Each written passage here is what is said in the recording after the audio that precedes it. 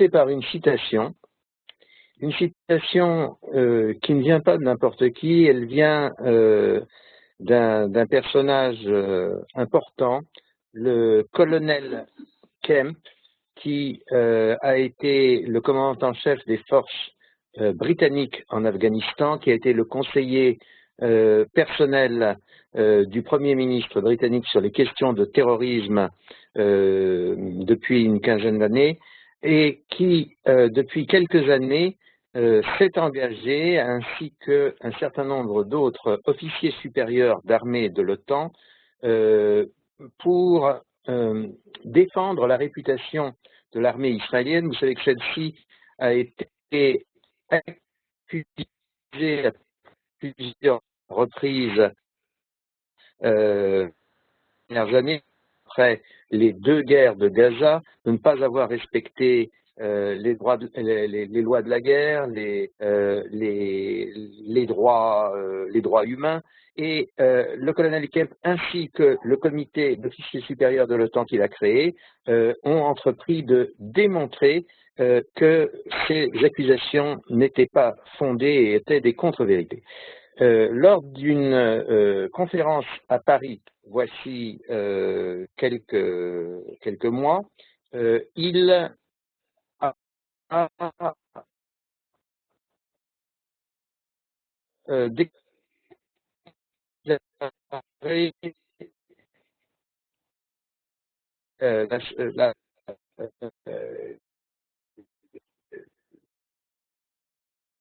la prononçant au passé dans une ne veulent pas et n'ont jamais voulu faire la paix avec Israël. Alors ce point de vue autorisé, puisqu'il vient d'une personne qui sait ce que c'est que la guerre, qui sait ce que c'est que le Moyen-Orient, nous allons essayer d'en faire un petit peu notre idée directrice dans la leçon ou l'entretien de ce soir.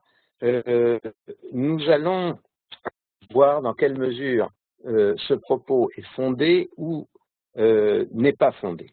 Tout d'abord, je voudrais dire à ce sujet que lorsqu'on parle des Palestiniens, il faut savoir de qui l'on parle exactement. Si l'on parle des populations palestiniennes, des populations qui habitent les territoires palestiniens, le fait est qu'on ne sait pas ce qu'ils peuvent penser réellement ni d'Israël ni du processus de paix, pour la raison très simple que les Palestiniens vivent et ont toujours vécu dans des sociétés contrôlées par des pouvoirs qui leur échappent.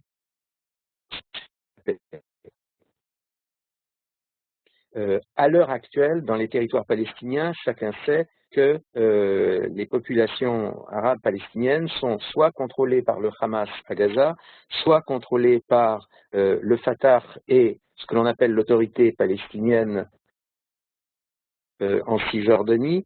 Nous savons qu'il est très difficile, par conséquent, pour les Palestiniens d'exprimer réellement une opinion. Il n'y a pas eu d'élection dans les territoires palestiniens depuis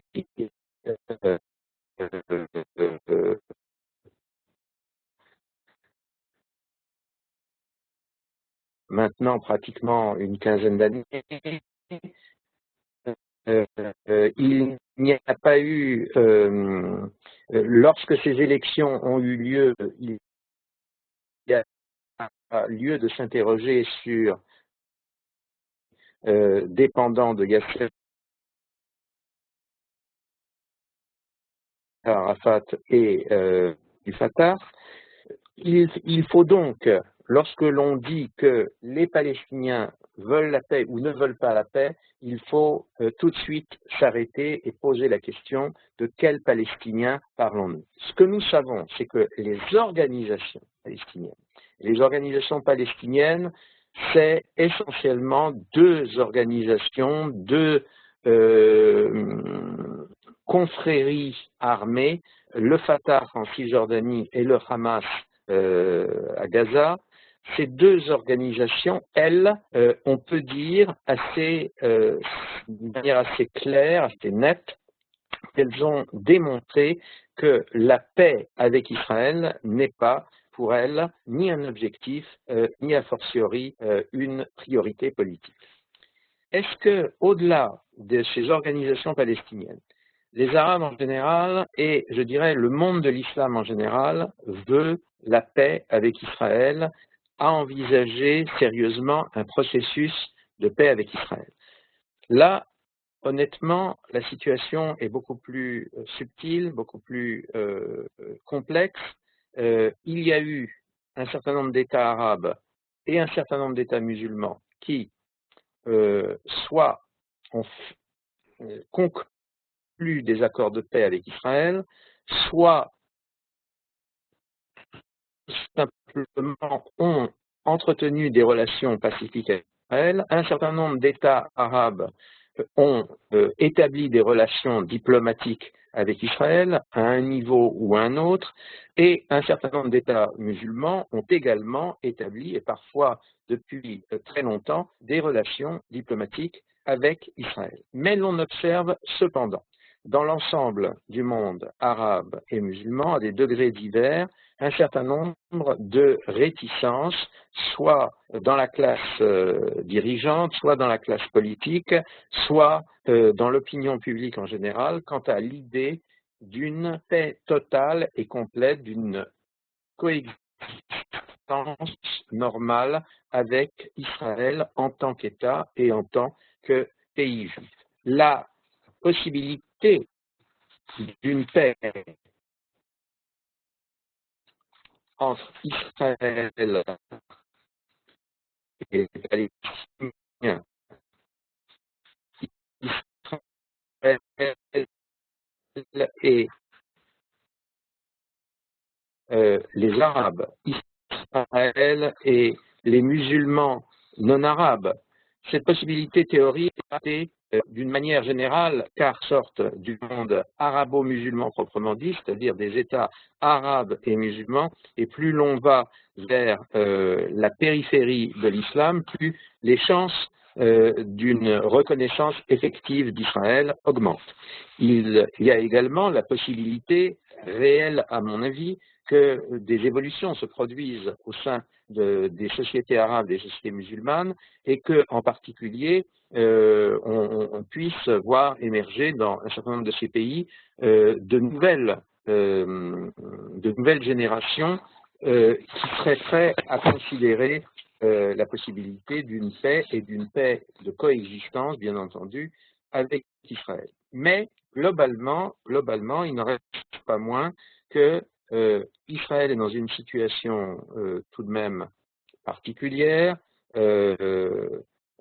tout à fait insolite par rapport à ce qui est la règle des relations internationales, puisque la plupart de ses voisins ne sont pas en paix avec lui, puisque la plupart de ses voisins n'ont pas de relations normales avec lui, puisque la plupart de ses voisins posent la question de la légitimité même de son existence. Du point de vue israélien, ces objections que je viens d'énumérer n'ont cependant pas empêché des initiatives diplomatiques, des attitudes diplomatiques allant dans le sens d'une négociation avec les États voisins dans le but d'établir des accords de paix plus ou moins complets. Les Israéliens ont toujours considéré que des arrangements avec les voisins, même partiels, même provisoires, même insatisfaisants à beaucoup d'égards, étaient préférables à une situation de guerre totale. Je vais faire un petit historique des processus de paix qui se sont déroulés depuis le début des guerres israélo-arabes, et nous allons nous apercevoir qu'il y a eu en fait beaucoup d'initiatives de ce type sur une période de près de 70 ans. Tout d'abord, rappelons que la première guerre israélo-arabe s'est terminée par des cessez-le-feu sur toutes les frontières d'Israël, cessez-le-feu qui ont été signés à Rhodes, en Grèce, au début de 1949, et que ces cessez-le-feu prévoyaient à brève échéance des négociations en vue de la signature de traité de paix définitif. Nous savons qu'un pays arabe au moins, la Jordanie hachémite, la Transjordanie qui en 1950 prendra le nom de Jordanie, un de ces pays, donc la Jordanie, a effectivement mené des négociations en vue de transformer les accords de cessez-le-feu de 1949 en un véritable traité d'État à État, un véritable traité de paix sur la base de la ligne de cessez-le-feu de 1948-49. Mais assez rapidement, ces efforts n'ont pas abouti. Dans le cas de la Jordanie, le roi Abdallah, qui avait envisagé de transformer le cessez-le-feu en traité de paix, a été, comme vous le savez, assassiné dès 1951, et ses successeurs, les rois Talal puis Hussein, ont pu avoir des contacts avec Israël, mais n'ont pas poursuivi les efforts diplomatiques en vue de transformer le cessez-le-feu de 49, le cessez-le-feu de Rhodes, en un véritable traité de paix. Cette situation a duré jusqu'en 1967, jusqu'à la fameuse guerre des 6 jours, et après la guerre des 6 jours, commence véritablement le processus de paix moderne entre Israël et ses voisins. Il commence tout d'abord parce que la décision la résolution des Nations Unies, la fameuse résolution qui met fin à la guerre des 6 jours, prévoit des négociations de paix entre Israël et ses voisins fondées sur un certain nombre de considérations. Israël, de fait, propose, par la voix de son ministre des Affaires étrangères de l'époque, Abba Eban, propose des négociations sans condition avec ses voisins. Et ses voisins répondent négativement. Ils répondent négativement, c'est la conférence de Khartoum qui se déroule à l'automne 1967, c'est une conférence au sommet de la Ligue arabe, et selon les termes de la résolution finale de Khartoum, les rois et présidents arabes décident de répondre par non, c'est-à-dire non à la reconnaissance d'Israël, non à un compromis quelconque avec Israël et non à une coexistence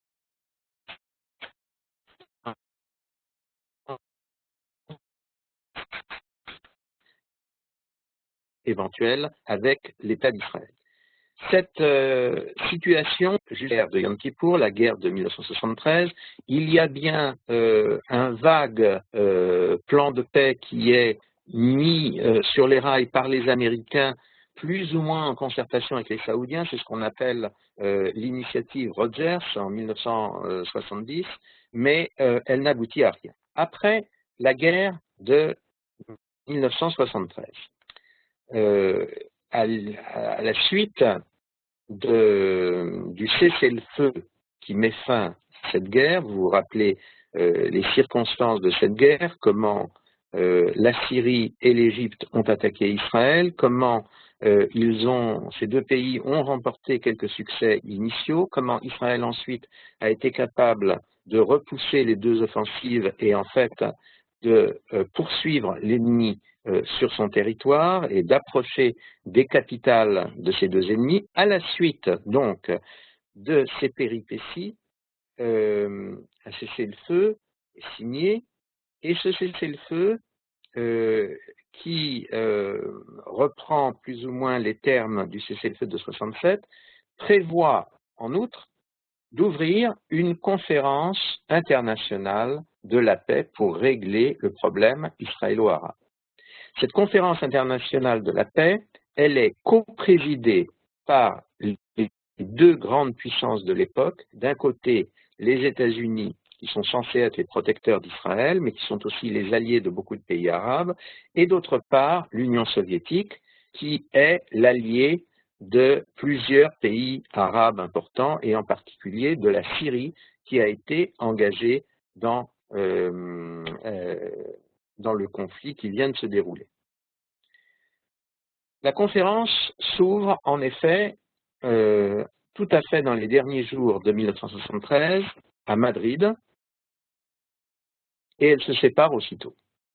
Le seul point sur lequel la conférence de Madrid est tombée d'accord, c'est que elle se poursuivra à un moment quelconque dans le futur, on ne sait pas quand. Donc, une institution internationale appelée Conférence de Madrid, qui regroupe un grand nombre d'États, notamment d'États européens, qui est coprésidée par l'Amérique d'un côté et l'Union soviétique de l'autre.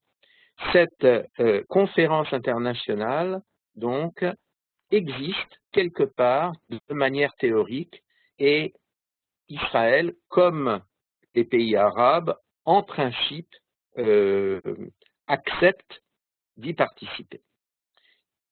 Les Israéliens ont d'emblée indiqué que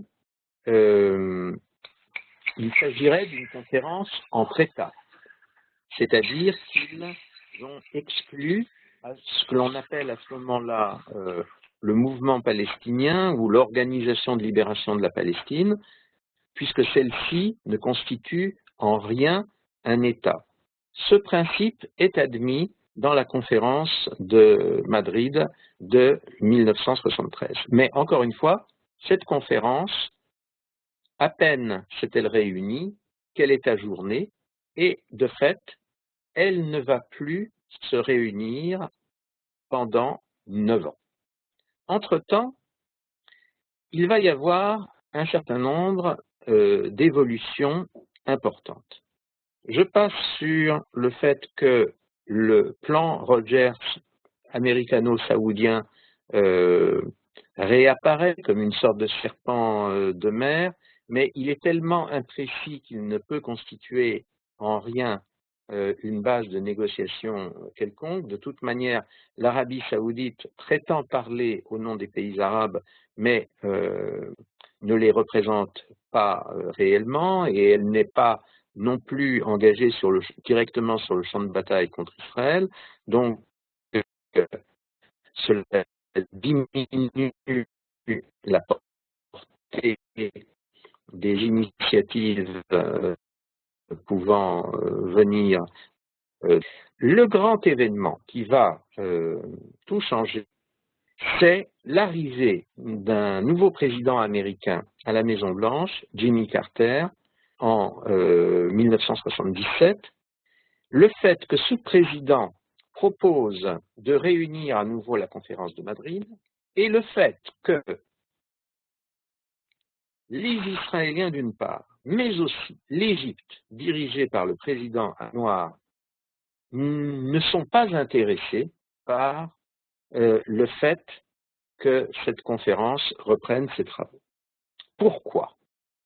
Du point de vue israélien, on peut comprendre la situation. Les Israéliens ont peur d'un diktat. Ils savent que le président Carter ne leur est pas particulièrement favorable. Ils savent que l'Union soviétique leur est toujours hostile. Ils sont donc très inquiets de la possibilité d'une reprise de la conférence de Madrid sous cette double présidence, sous cette coprésidence, Et il redoute que cette conférence, en fait, se transforme en une sorte de conférence de Munich et qu'elle dicte à Israël des conditions de paix tout à fait catastrophiques et pouvant mettre son avenir en danger. Mais la question, évidemment, qui nous intéresse, c'est pourquoi l'Égypte, de son côté, elle aussi, a peur de la conférence de Madrid.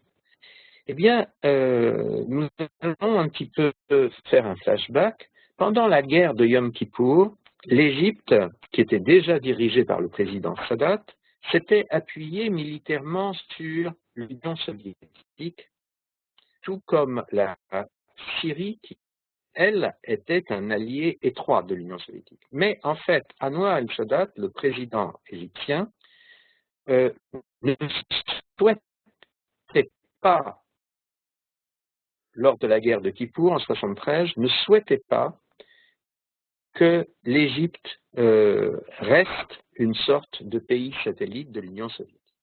Et en fait, dès la fin de la guerre de Kippour, il s'était considérablement rapproché. Lorsque le président Carter propose tout d'un coup de convoquer une conférence de la paix en y associant étroitement l'Union soviétique, lui, Anwar el-Sadat, dont toute la politique a consisté à se séparer de l'Union soviétique, considère qu'il a été trahi.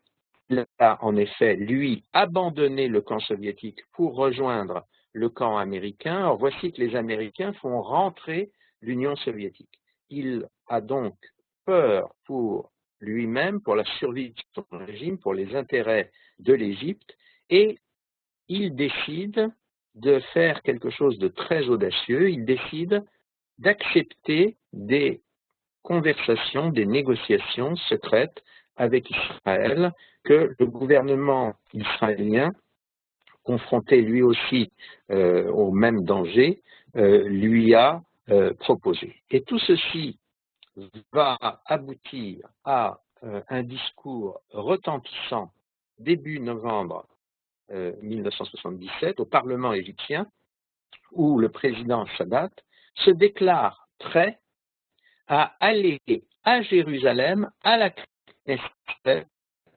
c'est-à-dire au cœur d'Israël, pour proposer un plan de paix. Effectivement, ce voyage a lieu quelques jours plus tard. C'est un événement d'une portée extraordinaire, puisque le chef de la plus grande puissance arabe et du pays qui en fait a été le plus engagé dans les guerres israélo-arabes se rend à la Knesset, à Jérusalem, pour envisager, pour initier des relations complètement nouvelles avec les Israéliens. Ce n'est pas rien de se rendre au Parlement d'un pays dont on contestait l'existence la minute précédente. Comme vous savez, ce voyage historique de Sadat aura un certain nombre de résultats. En effet, un an plus tard, un traité de paix en bonne et due forme est signé entre l'Égypte et Israël. Nous allons revoir dans quelques instants les détails et de cette négociation, et de ce voyage, et de cette négociation, et de ce traité. Mais ce qui est important, c'est que pour la première fois, un pays arabe, un pays engagé dans plusieurs guerres contre Israël, ce pays signe un traité de paix avec Israël. Donc, à partir de ce moment, l'idée d'un processus de paix entre Israël et ses voisins, cette idée devient une réalité. On change totalement, en quelque sorte, de logiciel. Après la paix israélo-égyptienne, on frôle une seconde paix en 1982. On sait qu'une guerre civile a éclaté au Liban. On sait que Israël, à partir de 1978, intervient de plus en plus souvent au Liban pour soutenir les chrétiens libanais face aux musulmans libanais et plus précisément face aux Palestiniens ou aux Syriens et aux milices palestiniennes installées au Liban. et à la Syrie. Et en 1982, les Israéliens mènent une offensive militaire au Liban, à la suite de quoi le président élu du Liban, le président Gemayel, signe un traité de paix, prépare un traité de paix. En fait, ce n'est pas lui qui va le signer, mais son successeur, et un traité de paix avec Israël. Mais cette paix avec Israël, signée en 1982 dans des conditions tout à fait particulière, ne tiendra pas. Il y aura toutes sortes d'événements, l'assassinat de Gemayel, les massacres de Sabra et Shatila, l'intervention massive des États-Unis dans la région, puis le départ des États-Unis et des Français du Liban, qui feront que la paix israélo-libanaise, bien que signée, ne sera jamais suivie des faits. D'année en année, la notion de reprendre un processus de paix avec tel ou tel autre pays arabe est à nouveau abordée, et nous arrivons à ce que l'on appelle la fin de la guerre froide. En 1991, d'une part, l'Union soviétique disparaît en tant que grande puissance. Elle se désintègre en un certain nombre de républiques devenues indépendantes. Le régime communiste cesse d'exister. Mais il y a aussi, en 1991, une guerre menée par les États-Unis et par un certain nombre d'alliés, avec l'accord plus ou moins large de beaucoup de pays arabes et des Nations Unies, une guerre pour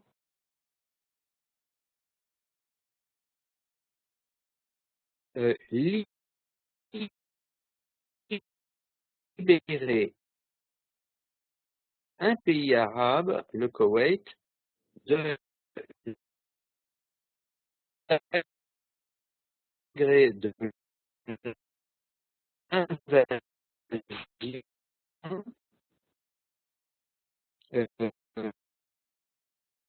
opérée par un autre pays arabe et à guerre, Bush président, et reprendre, reconvoquer la conférence de Madrid.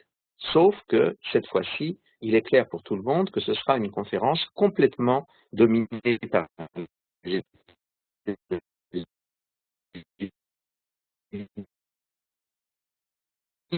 puisque c'est la Fédération de Russie, mais l'Union soviétique, en tant que superpuissance, a cessé d'exister. Cette conférence va se réunir. Cette fois-ci, il y a des pressions considérables sur Israël pour que les organisations palestiniennes y soient représentées. Les Israéliens opposent une fin de non-recevoir. Ils continuent à dire que cette conférence ne peut réunir que des États et que les organisations palestiniennes ne sont pas des États. Finalement, on trouve une solution qui est que une délégation palestinienne fera partie d'une délégation arabe à la conférence de Madrid. Mais la conférence de Madrid, numéro 2, ne donne aucun résultat non plus, parce que en réalité, très vite, le promoteur principal, c'est-à-dire les États-Unis, est distrait de ses obligations de politique internationale par une campagne présidentielle qui va se révéler catastrophique pour le président sortant, George Bush senior, George Bush père. De fait, à la fin de 1992, le président Bush perd les élections, n'est pas réélu président des États-Unis, et son successeur, le président Clinton, est beaucoup moins enclin à exercer des pressions sur Israël. La conférence de Madrid est donc une seconde fois ajournée sans résultat sensible. Mais la notion de processus de paix se maintient. Et en 1993, nous avons un second coup de théâtre aussi important par son ampleur que celui de 1977. Et cette fois-ci, à la surprise générale, ce sont les Israéliens qui vont négocier directement avec les organisations palestiniennes et qui vont les faire entrer dans le processus de paix. C'est une révolution par rapport à ce qu'avait été la politique israélienne, tant sous la gauche que sous la droite, jusque-là. Les accords d'Oslo, qui vont résulter de ces pourparlers secrets, créent un cadre juridique et politique en vertu duquel une autorité nationale palestinienne, donc quelque chose qui est plus qu'une organisation sans être pour autant un État, une autorité nationale palestinienne sera mise en place dans les territoires de Cisjordanie et de Gaza, et à terme, cette autorité d'une part et l'État d'Israël d'autre part négocieront en vue d'arriver à un accord de paix. Il n'est pas précisé dans les accords d'Oslo que cet accord de paix doit être un accord entre deux États. Il est simplement dit que l'organisation palestinienne d'une part et l'État d'Israël d'autre part décident d'avoir des relations pacifiques et se donnent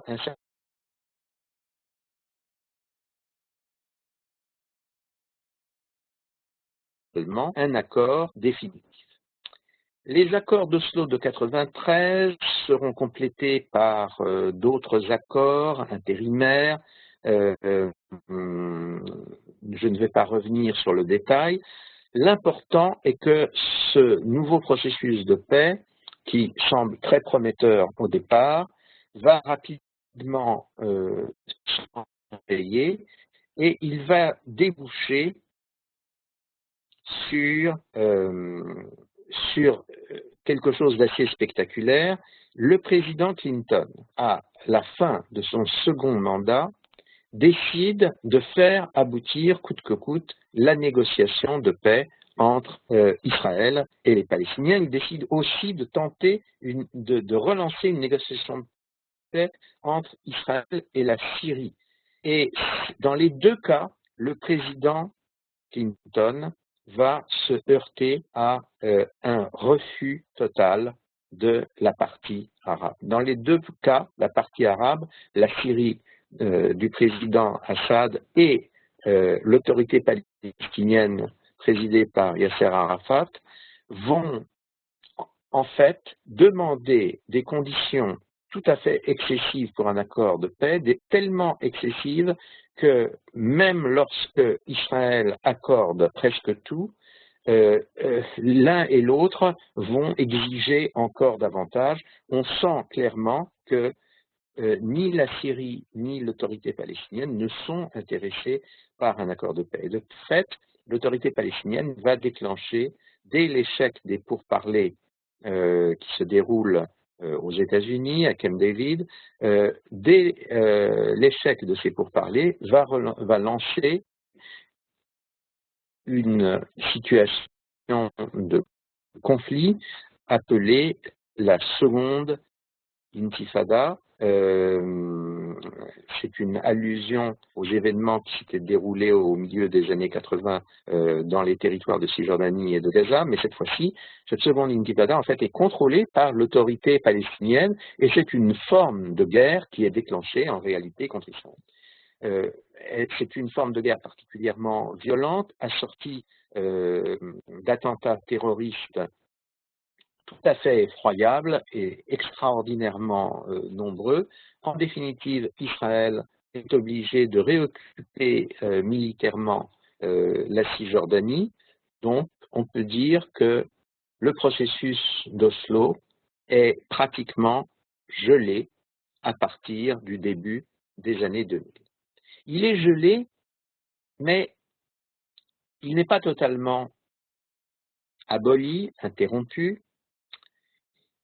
Premièrement, parce que l'autorité palestinienne continue à exister. Les Israéliens ont pu réoccuper militairement une partie, enfin les parties de la Cisjordanie qui auraient dû être sous le contrôle unique de l'autorité palestinienne. Pour autant, ils n'ont pas mis fin à l'autorité palestinienne en tant que telle. Et ce qui est plus important, c'est que le premier ministre israélien qui est alors en place, Ariel Sharon, en fait, s'entend avec le président américain alors en place, qui est George W.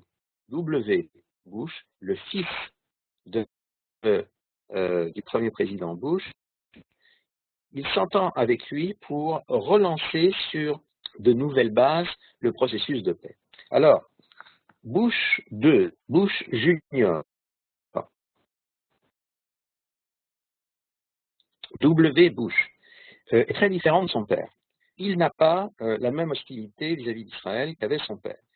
De surcroît, il est le président du 11 novembre. À peine est-il installé à la présidence des États-Unis que les terribles attentats de Manhattan, mais aussi de Washington, se déroulent aux États-Unis et il engage ce que l'on appelle la guerre contre le terrorisme au Moyen-Orient.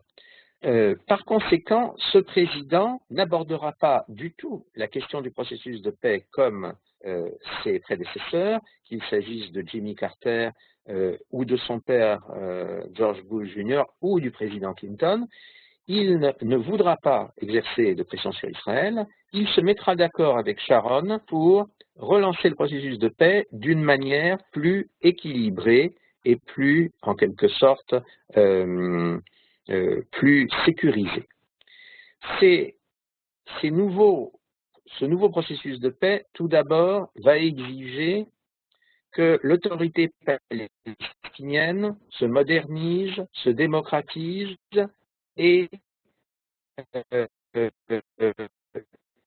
qu'elle prenne des initiatives concrètes en faveur de la paix, par exemple, en mettant totalement fin, en faisant des efforts pour mettre fin à tout terrorisme, à tout. Ce processus nouvelle manière va peu à peu être repris en main par les acteurs internationaux qui étaient associés à la conférence de Madrid, et cela va donner en fait une nouvelle mouture du processus de paix qui va être connu sous le nom de feuille de route. La feuille de route, c'est une feuille de route, c'est-à-dire un calendrier qui prévoit un certain nombre d'étapes pour relancer les négociations. Et en réalité, il va se passer avec cette feuille de route ce qui s'était passé avec les accords d'Oslo. À nouveau, la feuille de route le processus de paix sous la feuille de route, comme sous les accords d'Oslo, va une fois de plus s'enliser, une fois de plus, ce qui a été promis par la partie palestinienne ou arabe ne sera pas tenu. Je ne vais pas entrer dans le détail de ce qui suit. Nous vivons maintenant, depuis, disons, une dizaine d'années, sur le cadavre de la feuille de route. Israël a été amené à prendre des initiatives unilatérales, risquées, audacieuses mais risquées, comme par exemple l'évacuation unilatérale de la bande de Gaza. Le résultat le plus net de ces initiatives a été que, en fait, l'autorité palestinienne s'est très largement décomposée, désintégrée. Le Fatah a perdu, du successeur d'Arafat, Mahmoud Abbas, a perdu le contrôle de Gaza. Et en fait, il y a une situation de chaos qui s'est établie dans les deux territoires, chaos relatif en Cisjordanie, chaos absolu à Gaza. Et l'on a assisté à Gaza en tout cas, à une prise de pouvoir pure et simple par les extrémistes palestiniens, par une organisation djihadiste assez proche de ce que nous connaissons aujourd'hui au Moyen-Orient sous le nom d'État islamique. Les Israéliens, il faut bien le préciser, n'ont pas pour autant formellement dénoncé ni l'existence de l'autorité palestinienne, ni le principe d'un processus de paix. Ils ont toujours accepté de maintenir dans les deux cas la virtualité de ce qui avait été conclu et admis auparavant. Je voudrais, pour mémoire, rappeler, par exemple, que le Premier ministre Olmert, vers la fin des années 2000, tente une dernière fois de faire un accord de paix avec l'autorité palestinienne de Mahmoud Abbas. Cet accord sera mort-né, il ne sera suivi d'aucun effet du côté palestinien. Le Premier ministre Netanyahou, qui succède à Olmert, prononce un discours à l'université Bar-Ilan pour dire qu'il admet le principe d'une paix non seulement entre Israël et les Palestiniens, mais d'une paix entre Israël et un État palestinien. C'est quand même une concession israélienne tout à fait importante et considérable. Pour autant, le processus de paix n'est pas relancé et l'on peut, une fois qu'on a énuméré toutes ces tentatives, les deux coups de théâtre qui ont fait progresser d'une façon ou d'une autre la paix entre Israël et le monde arabo-musulman ou les Palestiniens, mais qui n'a pas assuré de véritables règlements du conflit israélo-palestinien, et par extension de la situation de conflit au moins latent entre Israël et le monde arabe. Ce processus, sur quoi a-t-il réellement buté? Qu'est-ce qui a véritablement fait problème? Sur quoi, en quelque sorte, les pourparlers ont été interrompus? On peut énumérer 4 questions principales. Les 4 questions principales sont les suivantes. D'abord, l'exigence arabe ou palestinienne d'un retour aux lignes de 1967 présentées comme des frontières internationales.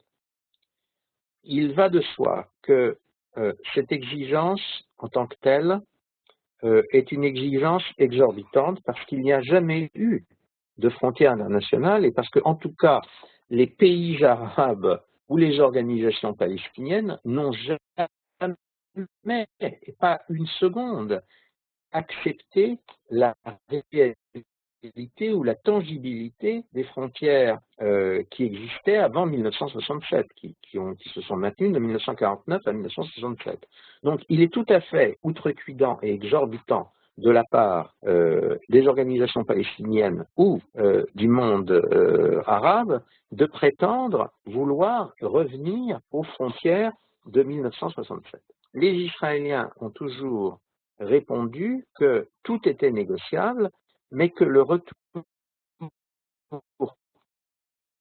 pur et simple à 1967 n'était pas possible, notamment pas à Jérusalem et dans quelques régions où il y avait eu des changements démographiques depuis 1967, c'est-à-dire sur une période qui maintenant est une période de près de 50 ans. Le deuxième point sur lequel on achoppe, c'est justement Jérusalem. Jérusalem, pour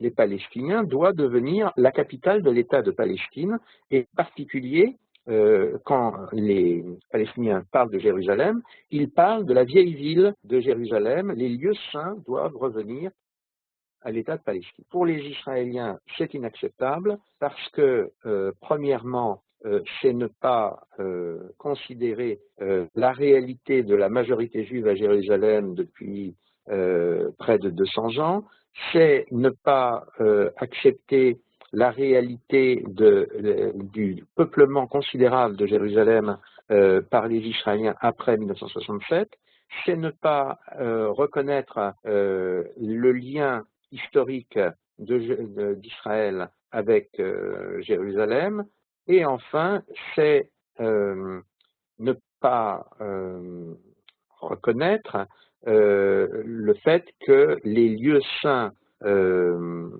musulmans peuvent éventuellement passer sous le contrôle d'une autorité ou d'un État palestinien, mais qu'il ne serait peut-être question d'un retour des lieux saints juifs sous une telle autorité, ni même de la dévolution des lieux saints chrétiens à une telle autorité. Le troisième point sur lequel le processus de paix achoppe est infiniment plus grave encore que les précédents. Il s'agit du droit au retour. Le droit au retour, nous en avons parlé dans nos entretiens précédents. Nous avons, dans nos entretiens précédents, expliqué en quoi il n'y a pas de droit au retour en droit international et en quoi cette exigence est totalement fallacieuse et exorbitante. Or, les Palestiniens exigent un droit au retour non seulement des réfugiés de 1948, mais de tous leurs enfants par voie héréditaire, de leurs enfants, de leurs petits-enfants, de leurs arrière-petits-enfants, et ceci non seulement d'un droit éventuel de retour de personnes qui vivraient avec le statut de réfugiés en dehors de la Palestine historique, dans l'État palestinien hypothétique de Cisjordanie et de Gaza, mais au cœur même d'Israël. En d'autres termes, ce droit au retour, tel qu'il est présenté par les Palestiniens, équivaut à proposer à Israël de commettre un suicide démographique et ethnique. Bien entendu, les Israéliens ne veulent pas entendre parler de cette proposition, et sur ce plan, il y a une quasi-unanimité des Israéliens depuis la droite jusqu'à l'extrême gauche. Il est clair que un tel droit au retour ne peut pas être accepté. Mais ce droit au retour est sans cesse rappelé aux négociateurs palestiniens. C'est sur cette exigence que finira par échouer, par exemple, la négociation de Camp David présidée par Clinton. C'est encore sur cette exigence que les tentatives de négociation ultérieures vont acheter. Les Israéliens, encore une fois, vont faire des concessions, comme par exemple l'idée d'admettre un droit au retour partiel pour un petit nombre de Palestiniens, concession de fonds tout à fait considérable, cela ne sera pas suffisant pour la partie palestinienne. Le quatrième point sur lequel achoppe le processus de paix, c'est la définition même d'Israël.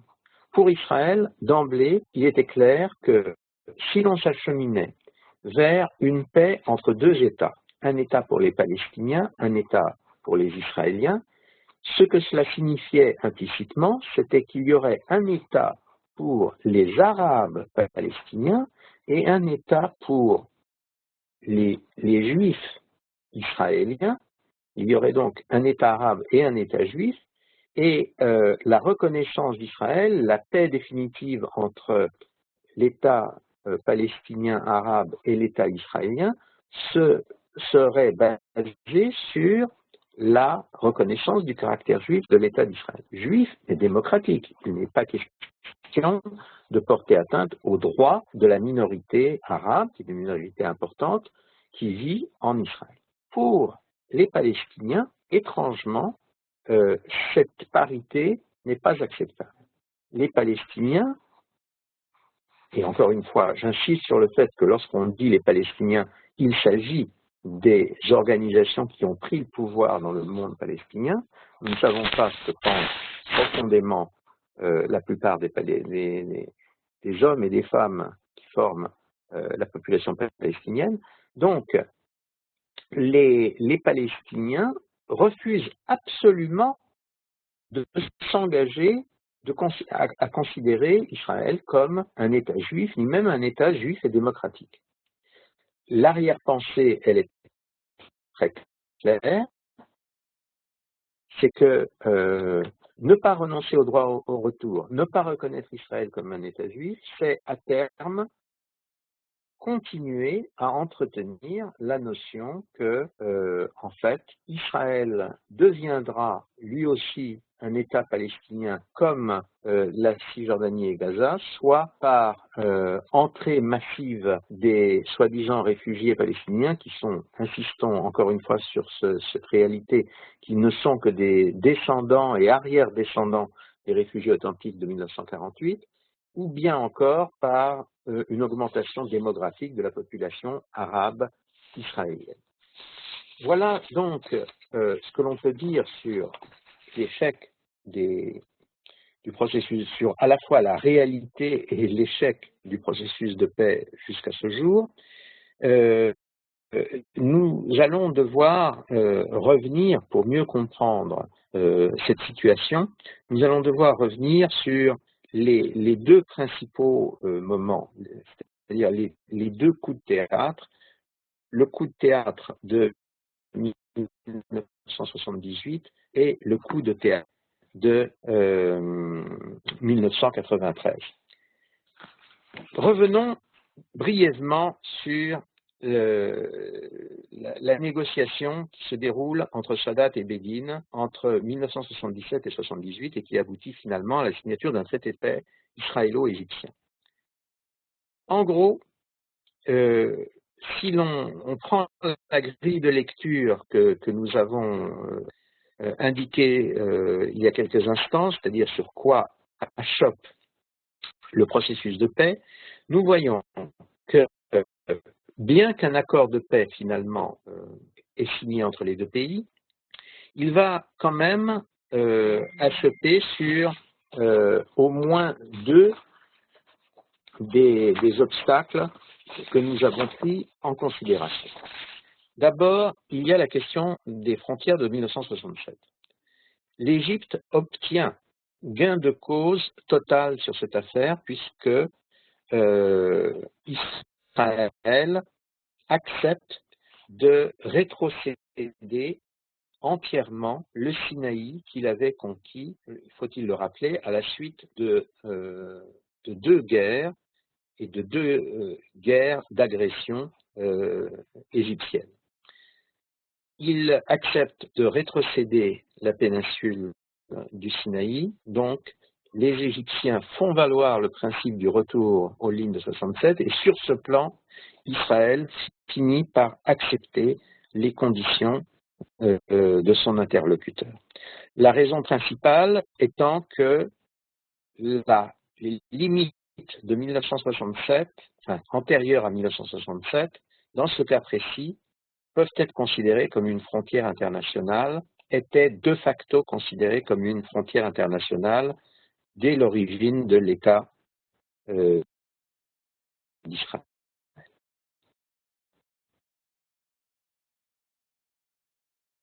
Le deuxième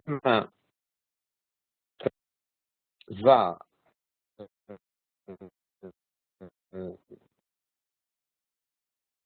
mettre en quelque sorte des restrictions à la paix qu'il signe avec Israël, c'est la question du caractère juif d'Israël. Je sais bien qu'a priori, Sadat est venu à Jérusalem, Sadat a accepté un dialogue et a parlé de paix avec les Israéliens en tant que juifs. Mais je vous demande de vous rappeler ce qui se passe lors de la visite, du premier jour de la visite de Sadat à Jérusalem, au moment même avant qu'il ne prononce son fameux discours à la Knesset. Sadat va se rendre dans 3 lieux représentatifs des 3 religions du Moyen-Orient. Il va d'abord prier à la mosquée El-Aqsa sur l'esplanade du Temple. conforme à l'islam, il se rend sur un lieu de pèlerinage de l'islam. Il va ensuite se rendre au Saint-Sépulcre, c'est-à-dire là où se trouve le tombeau du Christ, ce qui du point de vue musulman est tout à fait acceptable parce que Jésus, selon l'islam, est un prophète, le prophète Isa, le prophète de l'islam. Ainsi, c'est la vision musulmane de Jésus. Donc, il n'a pas de difficulté à se rendre dans ce lieu sacré chrétien, mais en revanche, il ne se rend pas au mur des lamentations. S'il se rendait au mur des lamentations, il reconnaît Israël. Et cela, il ne veut pas le faire. Au lieu de se rendre au mur des lamentations, il va au musée de Yad Vashem.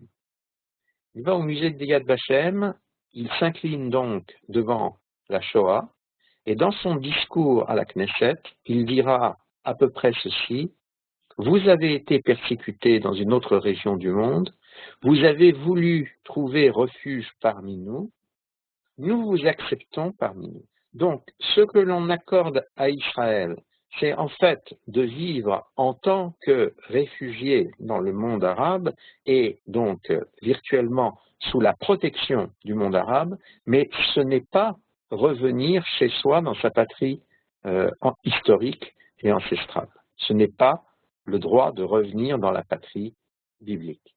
Il y a donc une restriction considérable, au moins dans la formulation de la part de Sadat. Il n'en reste pas moins que la paix entre Égypte et Israël, c'est une paix qui va être maintenue jusqu'à aujourd'hui. Elle sera froide, voire même glaciale sous Moubarak. Elle s'est un peu réchauffée depuis l'arrivée au pouvoir de Sisi en Égypte, mais elle n'a pas été remise en cause en tant que telle. Le deuxième événement spectaculaire, l'événement d'Oslo. Alors, nous allons très rapidement essayer de rappeler quelque chose sur les accords d'Oslo. Les accords d'Oslo, les Israéliens décident de les signer avec les Palestiniens à un moment où, étrangement, les pressions américaines qu'ils avaient subies précédemment s'atténuent, puisque le président Clinton, à ce moment-là, est beaucoup plus favorable à Israël que son prédécesseur, et pour lui, ce n'est pas une priorité d'obtenir à l'arraché un accord de paix entre Israël et ses voisins. Mais Israël, qui est à ce moment dirigé par un gouvernement de gauche, c'est le gouvernement Rabin, avec Shimon Peres comme ministre des Affaires étrangères, va estimer que c'est le moment de faire un accord avec les organisations palestiniennes et notamment avec leur chef Yasser Arafat. Pourquoi? Parce que on essaie d'interpréter les choses de la manière la plus favorable, d'entrer dans le raisonnement des Israéliens qui décident de négocier avec Arafat. Ils se disent que l'Union soviétique, qui a été le principal protecteur stratégique d'Arafat, s'est désintégrée. Arafat est contesté par les Palestiniens eux-mêmes. Il n'a donc pas le choix, il est le perdant. En lui proposant un accord de paix, il ne peut pas refuser ce qu'on va lui proposer. Et effectivement, au début, c'est ce qui semble se passer. C'est-à-dire que dans les accords d'Oslo, en fait, Arafat s'engage, prend un certain nombre d'engagements qui équivalent à reconnaître Israël, à mettre fin à toute belligérance avec Israël et à régler à l'amiable, en tenant compte des intérêts des deux parties, au conflit qui a pu opposer en Palestine depuis si longtemps. Mais en réalité, Arafat joue ce que l'on peut appeler le qui perd gagne. S'incliner devant Israël et accepter les conditions israéliennes, notamment en acceptant le principe d'une paix avec Israël. Dans ce même temps, en réalité, il réussit à retourner la situation en sa faveur. Les Israéliens vont passer énormément de temps pour que les accords d'Oslo soient des accords impeccables sur le plan juridique. j'ai eu l'occasion de voir physiquement les accords d'Oslo. C'est une sorte de très gros bouquin pesant, m'a-t-on dit, 800 grammes. C'est un énorme bouquin qui a été préparé par un nombre d'avocats israéliens ou internationaux pour que, en quelque sorte, ce soit un accord, un contrat en acier. Et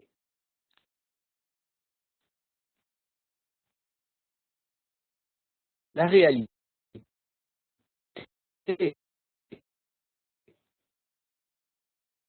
c'est que cet accord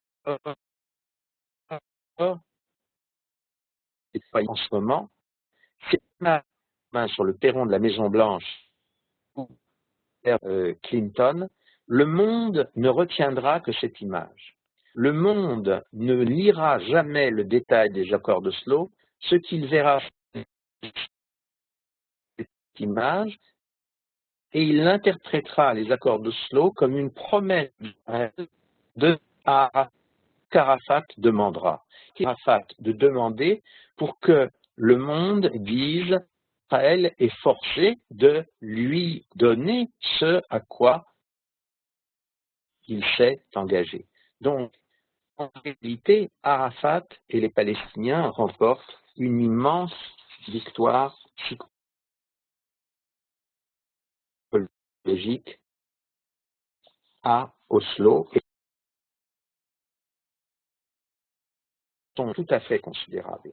Et d'énumérer rapidement, d'abord Arafat, qui était jusqu'à présent un terroriste, il était un terroriste et il était considéré comme un terroriste. Arafat est légitimé, c'est l'homme qui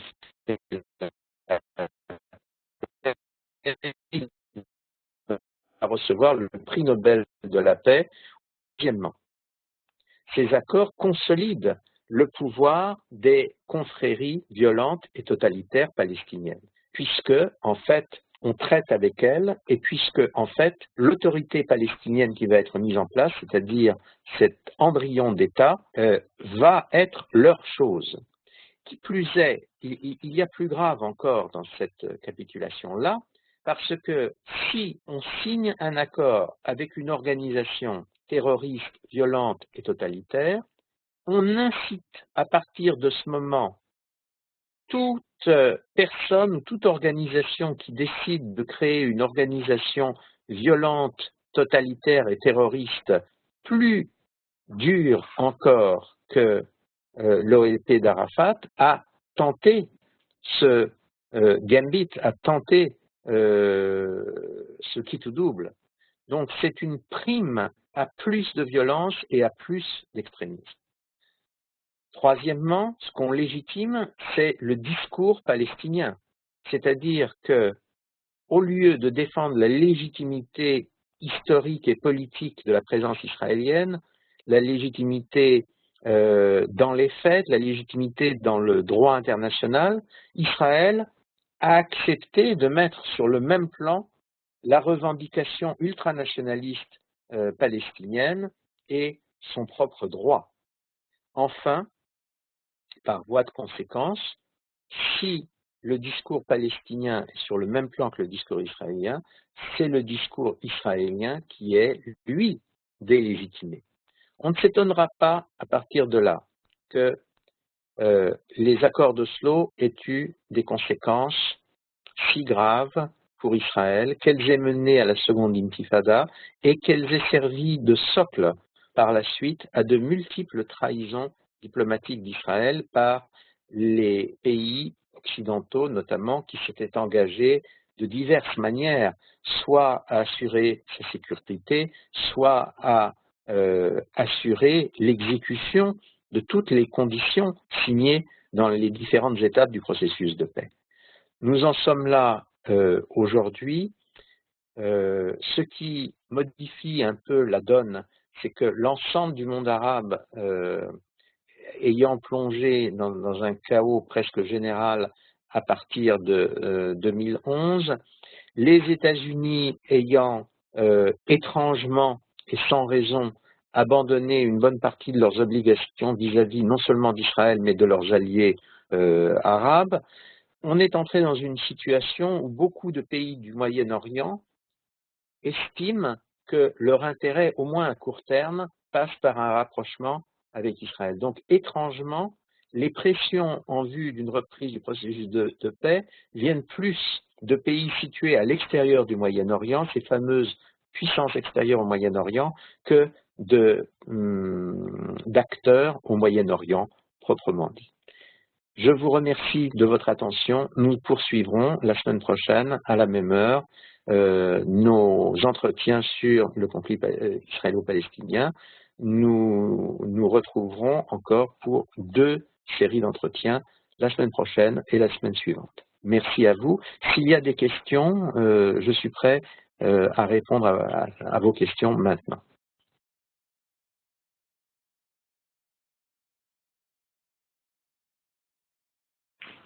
C'est le moment, si vous avez des questions, d'ouvrir votre micro et de poser votre question ou de lever la main. Vous avez aussi l'option de lever la main ou par chat. Moi, j'aimerais revenir sur la dernière phrase que vous avez dite, qu'il y a un chaos au niveau des pays du Moyen-Orient, et c'est donc les acteurs qui sont à l'extérieur du Moyen-Orient qui veulent faire pression pour arriver à une paix. On l'a vu par exemple cette semaine avec Laurent Fabius, avec la France. Est-ce que vous pouvez expliquer un petit peu pourquoi ces puissances extérieures au Moyen-Orient sont intéressées à cet accord de paix maintenant? Écoutez, les puissances extérieures au Moyen-Orient, en l'occurrence, je crois qu'il faut serrer un petit peu les acteurs. Ils n'appartiennent pas tous à la même catégorie, ils n'ont pas tous les mêmes préoccupations. Si l'on prend les pays européens, il faut dire les choses brutalement, la diplomatie européenne elle-même est dans une situation totalement chaotique. Elle est dans une situation chaotique parce que chacun des pays européens et l'Europe prise dans son ensemble ne sait pas exactement où elle en est actuellement. Elle est confrontée à toutes sortes de problèmes extrêmement graves, qu'il s'agisse d'une situation de conflit latent avec la Russie sur sa frontière orientale, qu'il s'agisse du problème du terrorisme, qu'il s'agisse du problème des migrants. Et donc, les pays européens font actuellement une fuite en avant diplomatique. Ils essaient de manifester leur existence, leur implication à travers des gestes ou des gesticulations de ce type.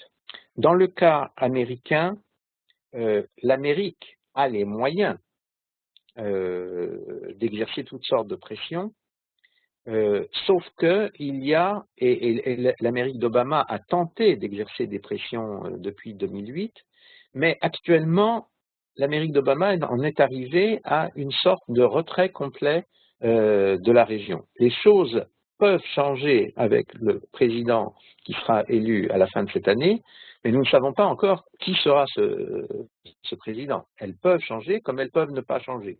Mais l'implication américaine, pour l'instant, est différente de celle des Européens.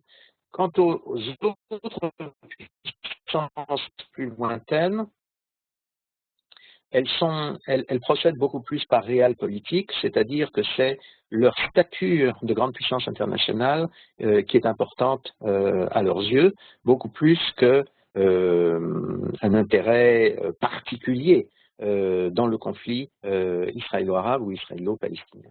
Donc, en fait, on est dans une situation assez folle où il est possible que diplomatiquement Israël soit confronté à toutes sortes de pressions, des pressions des pays européens, des pressions de l'Union européenne, des pressions des Nations unies, mais que, au même moment, en fait, ceux qui exercent réellement des pressions n'ont absolument pas les moyens d'exercer ces pressions, tandis que ceux qui pourraient avoir les moyens de les exercer, en fait, n'ont pas de raison précise et réelle de les exercer en ce moment. Voilà, on est dans cette situation extrêmement étrange et bizarre.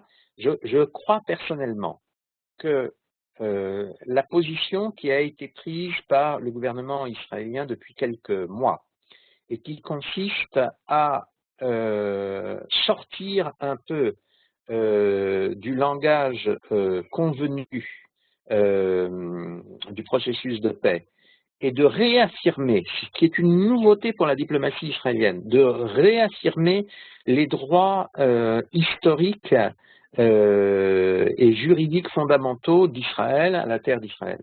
Je crois que cette attitude est une très bonne attitude parce que tout simplement elle fait ressortir le côté totalement irréel, pour ne pas dire délirant, d'une partie des pressions diplomatiques venant soit de l'Europe, soit des Nations Unies, c'est-à-dire de machins dont l'efficacité est très relative.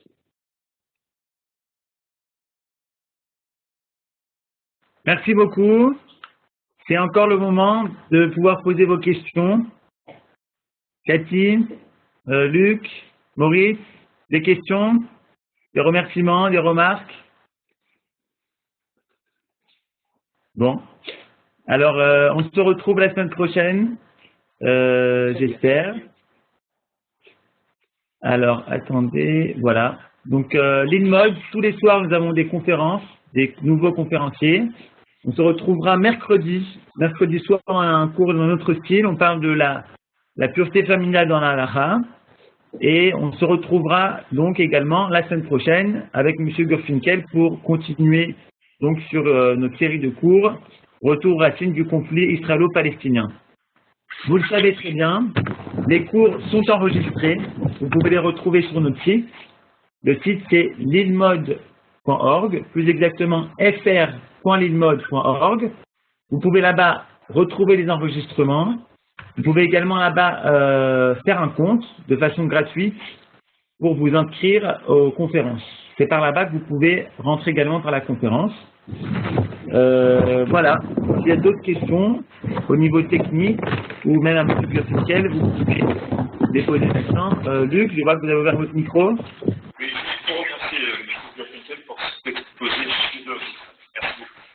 Merci beaucoup. Merci de votre remarque. Merci. Ok, voilà. Alors, merci beaucoup. Bonne semaine à vous tous. Et donc, prochain rendez-vous avec moi mercredi. Prochain rendez-vous avec M. Gurfinkel lundi prochain, même heure. Merci beaucoup et bonne semaine. À la semaine prochaine. Merci.